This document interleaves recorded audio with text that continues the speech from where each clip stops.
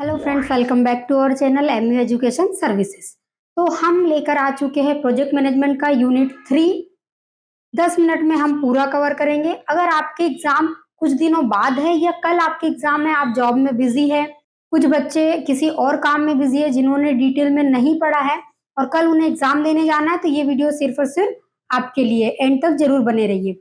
Unit 3 को हम 10 minute में यहाँ पे कवर करेंगे। तो बिना देरी किए हम स्टार्ट करते हैं।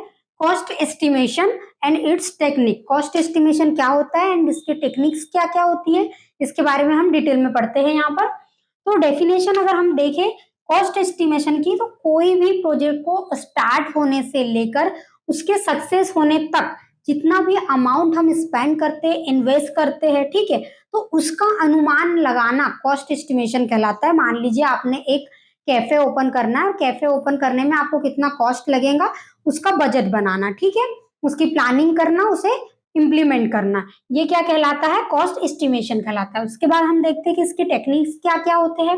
टेक्निक्स की अगर हम बात करें तो इसमें 3 टेक्निक्स होती है। First is analogous, second is parametric, third is bottom up, ठीक है।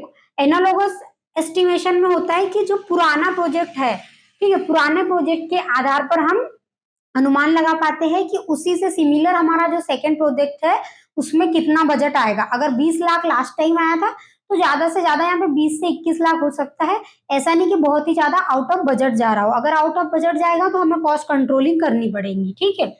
अब हम पैरामेट्रिक एस्टिमेशन की अगर बात करें तो डाटा और फॉर्मूलास के आधार पर हम क्या करते हैं, इसका अनुमान लगाते हैं।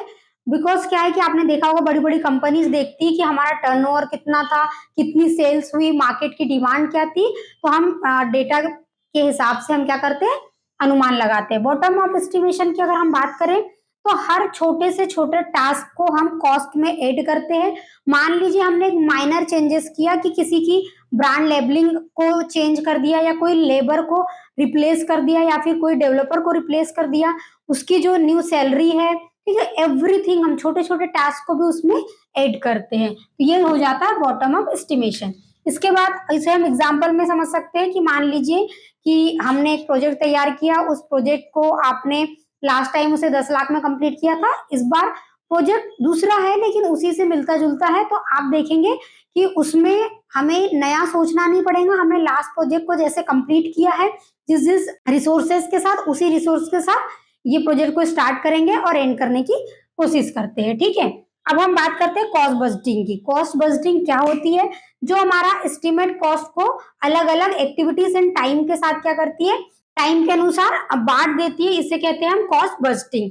तो इसमें आप देखेंगे कि मान लीजिए आप एक घर बना रहे हैं और जब आप घर बना रहे होते तो आपका जो बजट होता है वो एक साथ जो घर बन रहा है उसमें अलग अलग डिपार्टमेंट है, ठीक है। आप कुछ पैसे क्या करेंगे, मटेरियल में खर्च करते हैं। मान लीजिए आपने मटेरियल में 5 लाख खर्च कर दिया, आपने लेबर में 3 लाख खर्च कर दिया एंड इक्विपमेंट से आपके 2 लाख के हो गए, तो ऐसे आपका जो टोटल बजट है वो क्या हो गया, 10 लाख हो गए। तो आप जो टोटल बजट है वो बताते हैं कि हमारा जो प्रोजेक्ट का बजट है वो 10 लाख है, ठीक है। तो अब उसमें आपने कहाँ कहाँ इन्वेस्ट किया है वो इसे हम ऐसे देख सकते हैं, ठीक है।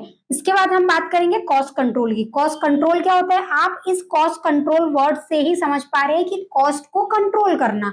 जहां पर भी हमें ये नजर आ रहा है कि हमारा खर्चा बहुत ज्यादा हो रहा है, हम इसमें कॉस्ट की कटौती कर सकते हैं, तो वहां पे हमें करनी चाहिए। अब हम इसे समझते हैं कि कोई भी प्रोजेक्ट है, प्रोजेक्ट के खर्चे को बजट के अंदर रखना ही क्या कहलाता है, हमारा कॉस्ट कंट्रोल कहलाता है। मान लीजिए हमारा अगर 6 लाख का प्रोजेक्ट है तो हमें 6 लाख में ही कंप्लीट करना है, ना कि उसे 10 लाख तक लेकर जानी है, ठीक है। इसके जो कॉस्ट कंट्रोल के इंपॉर्टेंट काम होते हैं उसको हम यहाँ पे देखेंगे। सबसे पहला इंपॉर्टेंट काम होता है actual cost, second is budget and third is extra expenses. आपको क्या करना है, इनमें निगरानी रखनी है कि ये बहुत ही ज्यादा हाँ बढ़ ना जाए। देखिए एक्चुअल कॉस्ट क्या है, मान लीजिए हमारा जो एक्चुअल बजट है घर बनाने 10 लाख रुपीस है। अब हमारा जो बजट है वो कहीं ऊपर तो नहीं जा रहा है, नीचे तो नहीं जा रहा है, कुछ चीजें ऐसा तो नहीं कि 10 लाख से हमें कम करना है तो हमने मटेरियल एकदम लो क्वालिटी का मंगवा लिया जिससे हमें इन फ्यूचर क्या हो सकती है, प्रॉब्लम हो सकती है।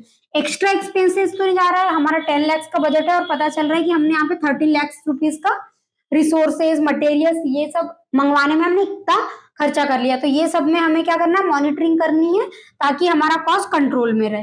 इसके बाद हम बात करते हैं अर्न वैल्यू मैनेजमेंट की। अर्न वैल्यू मैनेजमेंट की हम बात करेंगे। ईवीएम क्या है, ये आपको क्वेश्चन में एग्जाम में पूछा जा सकता है। ठीक है, तो ईवीएम को हम देखेंगे। जो ईवीएम टेक्निक है वो प्रोजेक्ट में कॉस्ट और प्रोग्रेस दोनों को क्या करता है, दोनों को मापने में हेल्प करता है। तो इसे कहते हैं हम क्या, अर्न वैल्यू मैनेजमेंट। इसके जो मेन कंपोनेंट्स होते हैं, first is plan, second is value, third is earn value and actual cost. आप देखते हैं कि सबसे पहले हम किसी चीज को प्लान करते हैं, उसके बाद हम देखते हैं कि इसका टर्नओवर क्या हो सकता है, इससे हम आरओआई कितने टाइम में निकाल सकते हैं और इसका एक्चुअल कॉस्ट कितना होगा। ठीक है, तो ये आ जाता है हमारे ईवीएम में, बिकॉज ये क्या होता है, कॉस्ट और प्रोग्रेस दोनों को मापा जाता है। ठीक है, इसके बाद हम देखते हैं, आपके एग्जाम में बहुत बार पूछा गया है ये सवाल, direct cost and indirect cost को समझाइए।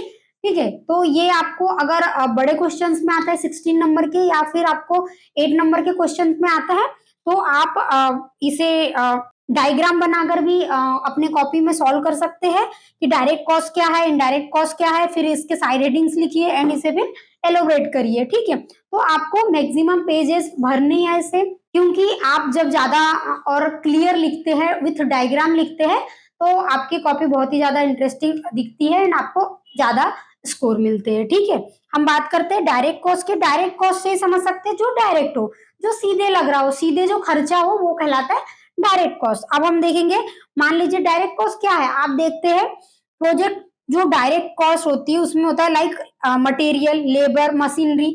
आप देखेंगे किसी एक प्रोजेक्ट में जो हम घर बना रहे हैं, उसमें हमें डायरेक्ट कॉस्ट क्या है, हमें मटेरियल मंगवाना पड़ेगा, रिसोर्सेज देखने पड़ेंगे, लेबर का खर्चा देखना पड़ेगा, ये डायरेक्ट कॉस्ट है। ठीक है, जैसे हमने हायर किया, उन्हें हमें पेमेंट करना पड़ेगा। इनडायरेक्ट कॉस्ट जो ऑर्गेनाइजेशन के लिए होती है, पूरी की पूरी, मान लीजिए एक कंपनी है, कंपनी की इनडायरेक्ट कॉस्ट क्या है, देखो सैलरी वैलरी तो हम सारे एम्प्लॉयज को दे रहे हैं, लेकिन ऑर्गेनाइजेशन की जो कॉस्ट है, ऑफिस रेंट, ऑर्गेनाइजेशन जहां आपका ऑफिस है उसका रेंट पे हो रहा है, आपका प्रोजेक्ट 15 डेज का हो या 16 डेज का हो, ऑफिस रेंट तो एवरी मंथ हमें पे ही करना पड़ेगा। इलेक्ट्रिसिटी बिल एंड एडमिनिस्ट्रेशन, ये जो 3 एक्सपेंसेस है, ये जो कॉस्ट है, ये इनडायरेक्ट कॉस्ट में इंक्लूड है। ठीक है, इसके बाद हम बात करेंगे fix cost and variable cost. Fix cost क्या होता है, वेरिएबल कॉस्ट, फिक्स कॉस्ट एकदम फिक्स रहता है। मान लीजिए आपका एक ऑफिस है, आपने रेंट पे ले रखा है, अब मान लीजिए आपका प्रोजेक्ट भले 1 महीने के पहले कंप्लीट हो जाता है या फिर 1 महीने के बाद तक चलते रहता है, या हो सकता है कि आपकी टीम छुट्टी पर है, या अभी इस सीजन में, इस मंथ में आपके पास कोई प्रोजेक्ट नहीं है, कोई भी डील नहीं आई है, लेकिन कंटिन्यूसली जो टाइम है वो जाते जा रहा है, तो आपको रेंट पे करना पड़ेगा जो फिक्स्ड है। ठीक है, तो मान लीजिए आपका ऑफिस है, 5 लाख पर मंथ आपको पे करना है, मतलब करना है। ठीक है, अब हम वेरिएबल कॉस्ट की अगर बात करें, तो ये क्या होता है, अलग अलग होता है। इस अलग अलग कॉस्ट को हम देख लेते हैं कि वो टाइम के साथ बढ़ता भी है, टाइम के साथ घट भी सकता है, ये कोई फिक्स्ड नहीं होता। जैसे कि मान लीजिए आपने कंपनी में एम्प्लॉय हायर कर रखे, मान लीजिए 10 बहुत ज्यादा इंपॉर्टेंट वर्क है, हमें 20 डेज में डेडलाइन टच करना है, कंप्लीट करके हमें देना है, तो आपने एम्प्लॉय हायर कर लिए 15 एम्प्लॉय हायर कर लिए, फटाफट काम हो गया, लेकिन आपके पास जो दूसरी डील आई है, दूसरा प्रोजेक्ट आया, वो छोटा है, आपको इतने एम्प्लॉयज की जरूरत नहीं है, तो उतने एम्प्लॉय काम नहीं करेंगे।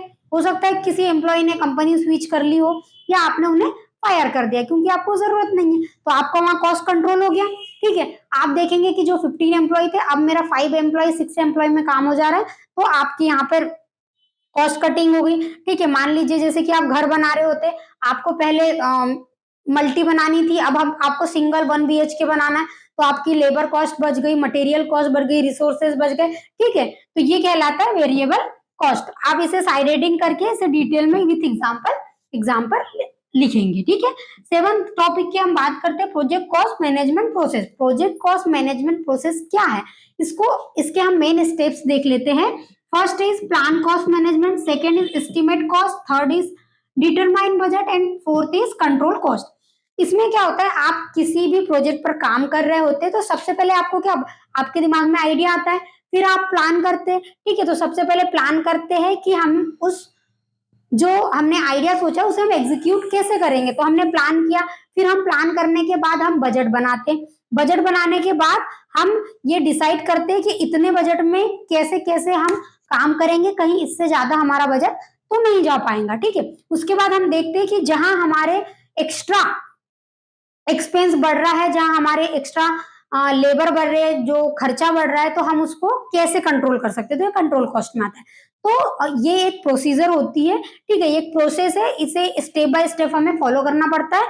तो इसके बाद क्या होता है, जो हमारा प्रोजेक्ट है वो सक्सेसफुली मार्केट में डिलीवर हो जाता है। ठीक है, तो ये हमने वन वीडियो में ये कवर कर लिया, यूनिट 3 प्रोजेक्ट मैनेजमेंट की cost estimation and it's technique. इसके बाहर कुछ भी नहीं आने वाला है आपको एग्जाम में। आपके पास जो टाइम होता है 3 आवर्स का होता है, तो 3 आवर्स में आपको सही टॉपिक लेने हैं और सही साइड हेडिंग डालने के बाद उसे थोड़ा एलोबरेट करना है। आप सबसे पहले, अगर आप धीरे लिखते हैं तो आप बड़े क्वेश्चंस को पहले लिख लीजिए, 3 to 4 पेजेस भरिए। ठीक है, फिर अगर आपकी राइटिंग और स्पीड ज्यादा है तो आप 16 नंबर के पेपर को आप 5 पेज भी भर सकते हैं। 5 पेज भरने के बाद जैसे आपकी नंबरिंग कम होती है, जो 8 नंबर के क्वेश्चन आते हैं उसमें आप कम पेज भर सकते हैं, अप्रोक्सीमेट 4 या 4 to 5, 5 to 6, 16 वाले में करें तो इसमें 4 to 5 कर लीजिए।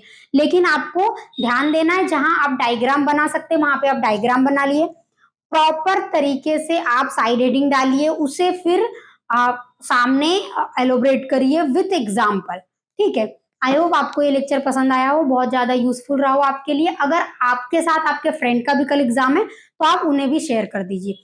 थैंक यू सो मच, मिलते हैं हम नेक्स्ट वीडियो में यूनिट 4 के साथ।